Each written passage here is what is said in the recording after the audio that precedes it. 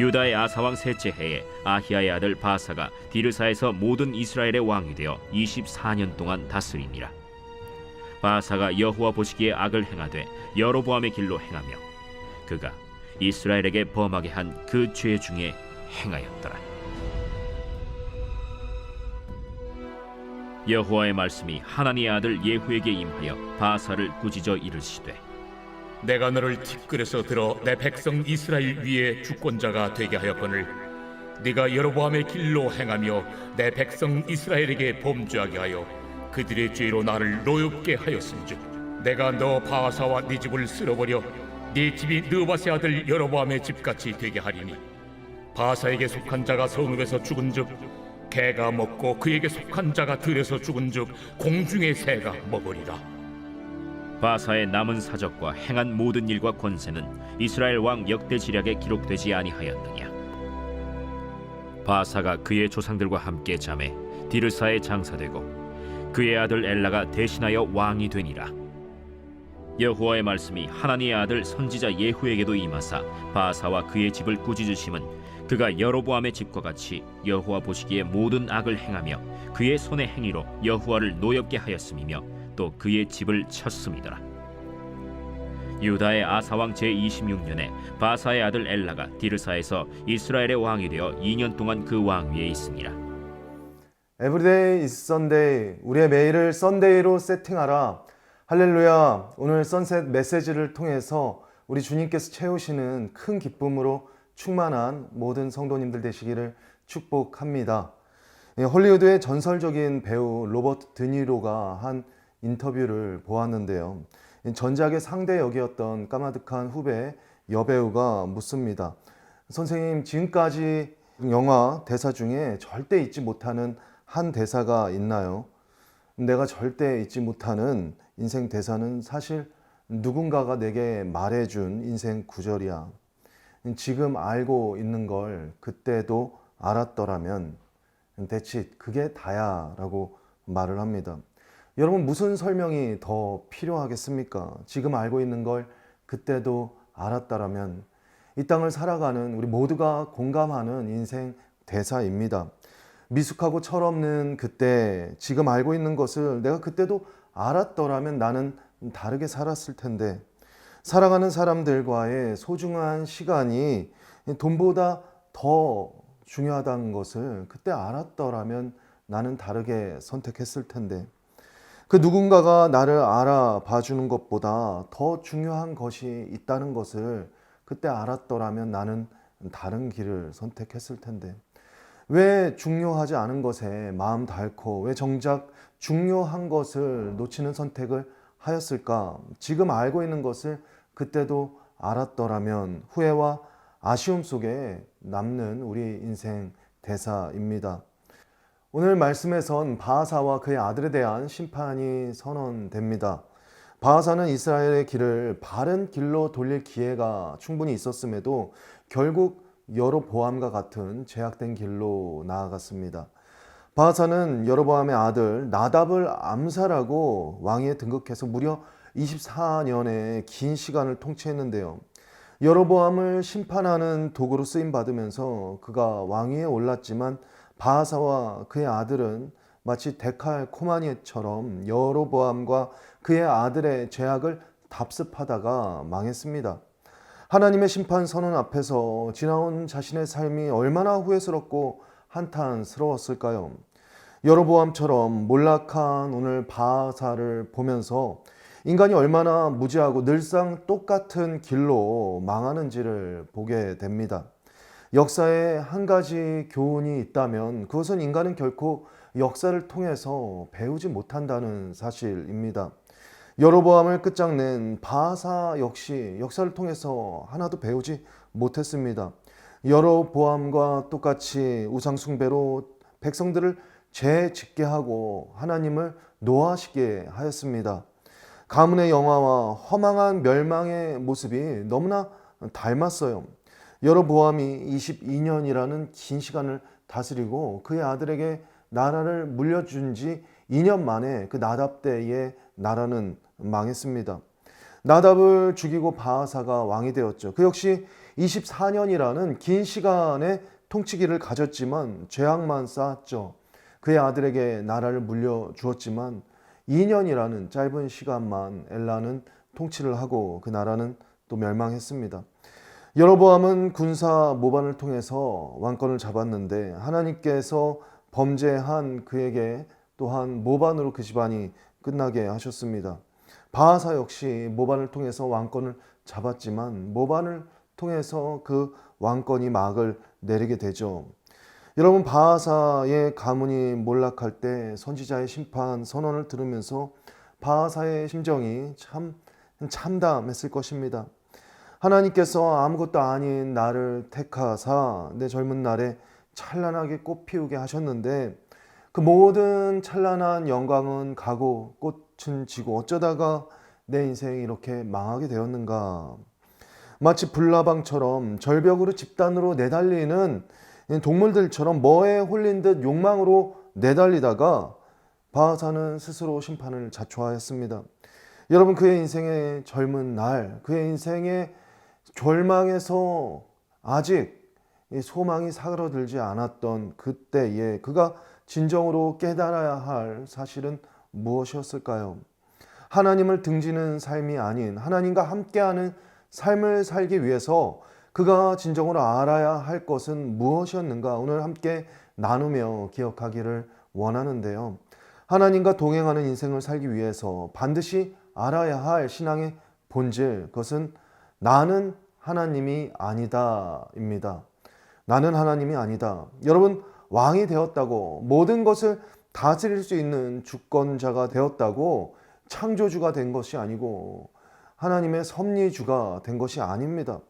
오늘 주님은 그에게 내가 너를 티끌과 같은 너를 왕으로 세웠다라고 말씀하시죠. 2절 말씀에 내가 너를 티끌에서 들어 내 백성 이스라엘 위에 주권자가 되게 하였거늘. 여러분, 자기 본문을 알아야 했습니다. 그는 티끌이었어요. 티끌, 그것이 그의 인생의 본질이었고 그 모든 사람의 출발점이었습니다.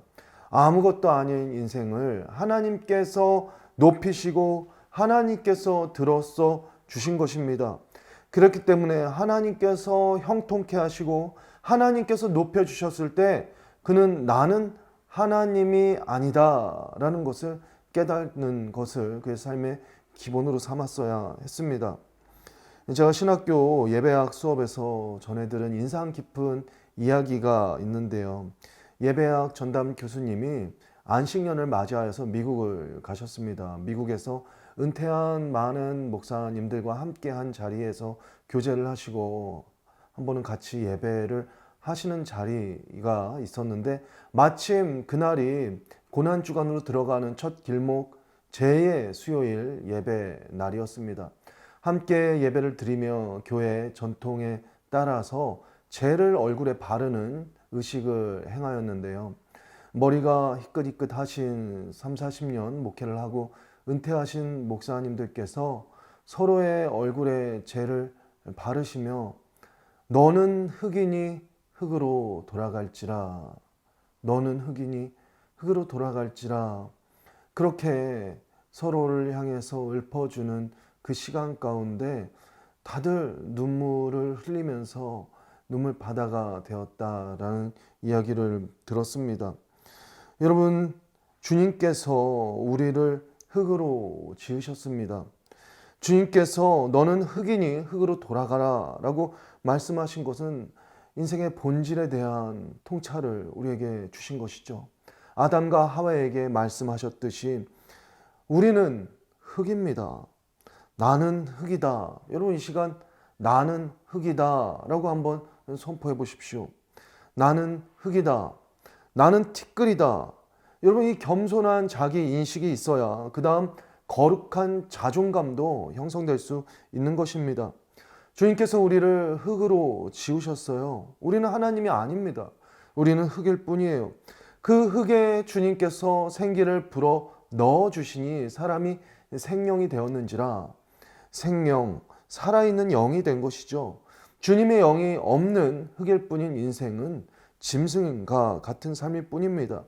하지만 주님께서 이름을 불러주시고 그 안에 생기를 불어 넣어주시면 그는 살아있는 영, 생명, 진정한 하나님의 형상, 사람이 됩니다.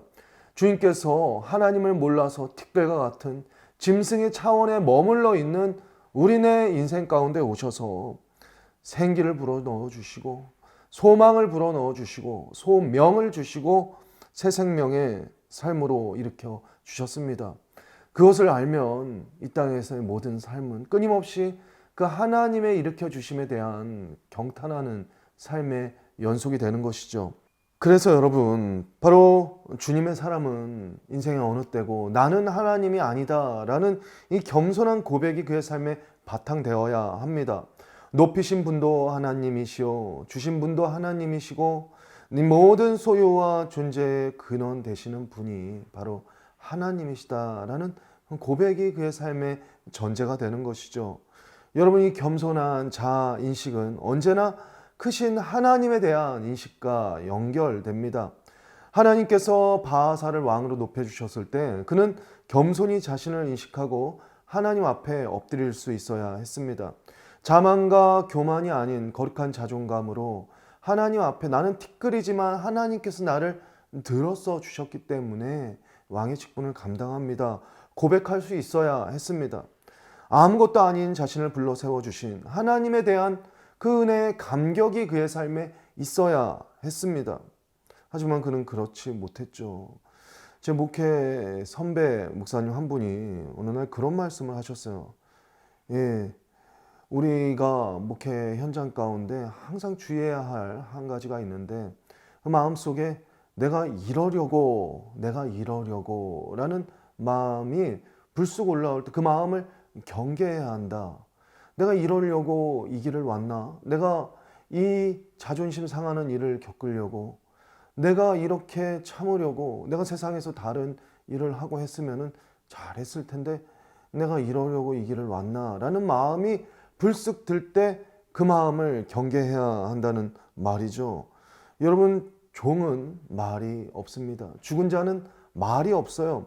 한번 죽었다가 다시 산 인생, 티끌에서 생명으로 건짐받은 자라는 정체성이 있는 거듭난 이의 정체성으로는 유구무원, 무슨 말을 할 수 있겠습니까?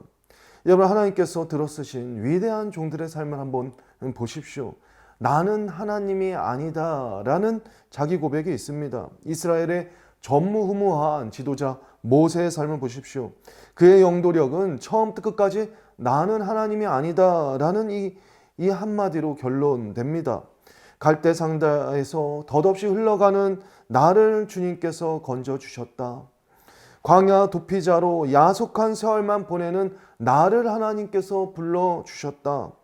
출애굽 광야 40년 이 패역한 백성을 이끌고 참 고생도 많이 했지만 이들을 살려달라고, 이들을 인도할 능력을 달라고 주님께 많이 매달렸지만 하나님께서 나를 건지시고 끝까지 인도해 주셨다.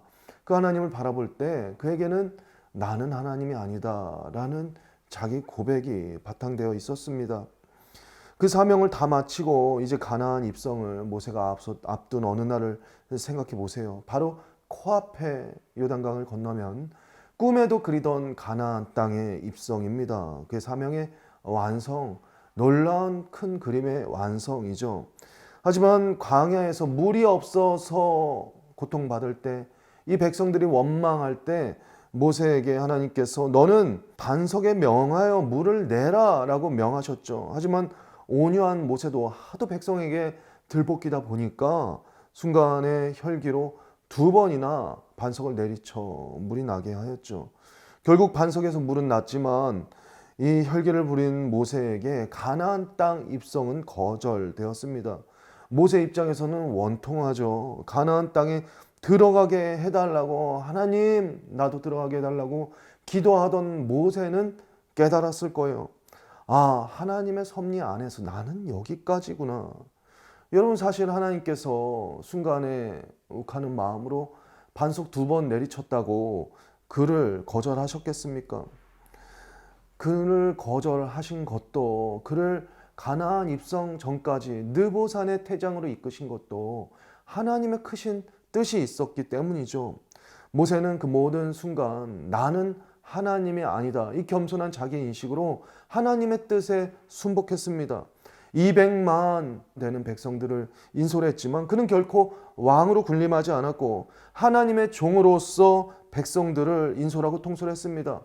비록 느보산에서 그는 쓸쓸히 퇴장한 것 같았지만 가나안 입성은 여러분 천국 입성의 예표일 뿐이죠. 나는 하나님이 아니다. 이 겸손한 자기 인식이 있었던 모세의 이름과 그의 순종의 사명자의 삶은 오고 가는 모든 세대에 지워지지 않는 아름다운 지표가 되었습니다. 하지만 여러분 바하사에게는 이 자기 인식이 없었죠. 그는 자신을 본분을 티끌과 같은 자신을 일으켜주시는 하나님의 은혜를 망각했습니다.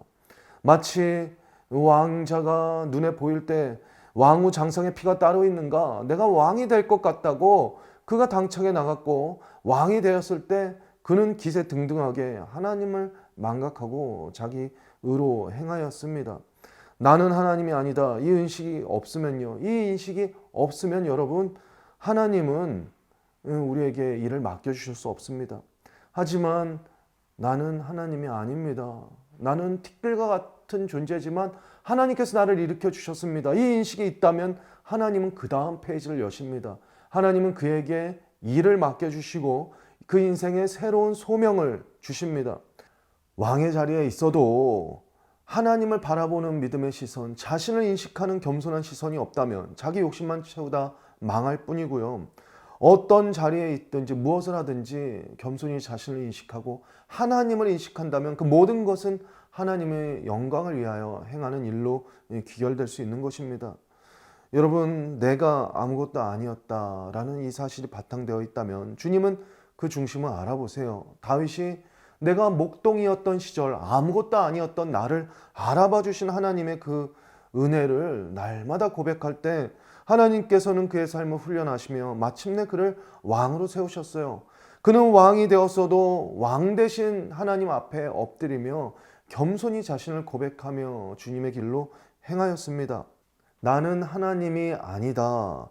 이 인식이 있으면 하나님은 하나님의 사람에게 귀한 것을 맡겨주십니다. 그래서 겸손한 자기 인식은 청지기 의식으로 연결되는 것이죠. 모세처럼 다윗처럼 겸손히 하나님의 능하신 손 아래 자신을 낮출 인생을 하나님께서는 들어쓰시고 하나님의 일을 맡겨주십니다. 여러분, 겸손한 자기 인식은 청지기 의식으로 이어집니다. 오늘 이 하루를 살면서 스스로에게 물어보기를 원합니다. 나는 하나님이 아니다. 이 겸손한 자기 인식이 내게 있었는가? 그러므로 이 모든 것은 하나님께서 맡겨주신 것이다 라는 청지기 의식이 내 삶에 있었는가? 여러분, 이 인생사, 생사복 이 모든 것이 다 하나님 손에 있습니다. 또한 해와 달도 하나님의 것입니다. 이 세상 모든 역사와 통치권이 다 하나님께 있습니다. 하나님이 주권자입니다. 이 고백을 하기는 쉬워요. 그렇지만 하나님, 내 시간, 내 젊음의 날들 가운데 중요한 한 시간, 이것도 하나님의 것입니다. 정말 고백할 수 있습니까? 우리는 때로는 많은 시간, 내게 주어진 시간은 마땅히 내 마음대로 쓸 수 있는 내 시간이라고 생각해요. 또한 내 주머니에 있는, 내 지갑 안에 있는 돈, 마땅히 내가 쓰고 싶은 데다가 다 쓸 수 있는 내 것이라고 생각해요. 겸손한 자기 인식에서 하나님을 향한 청지기 의식으로서 모든 것이 하나님의 것이다 라고 고백하는 청지기 의식이 바로 내 삶의 모든 부분, 내 시간과 내 재정의 영역과 내 관계의 모든 영역 가운데 작용하고 있는지 여러분 돌아보기를 원합니다. 화살같이 지나가는 인생의 날들 가운데 이 겸손한 자기 인식과 청지기 의식으로 정말 후회 없는 인생 살아가는 저와 여러분 되시기를 축복합니다.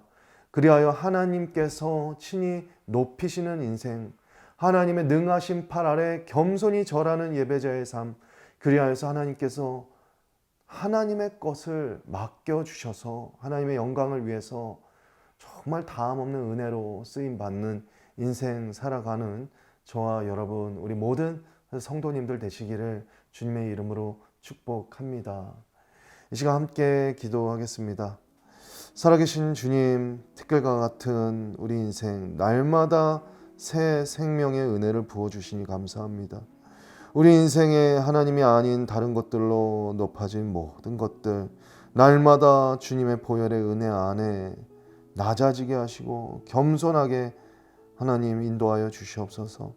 인생의 좋은 날도 굳은 날도 나는 하나님이 아니다, 이 겸손한 자기 인식과 그리하여서 내게 맡겨주신 그 모든 날들과 자원을 거룩한 청지기의 의식으로 주님의 영광을 위하여 사용할 수 있는 그 은혜가 또한 우리의 것이 될 수 있도록 주님 역사하여 주시옵소서.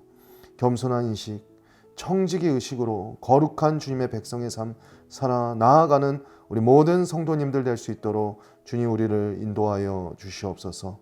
감사드리며 살아계신 예수님의 이름으로 기도드립니다. 아멘.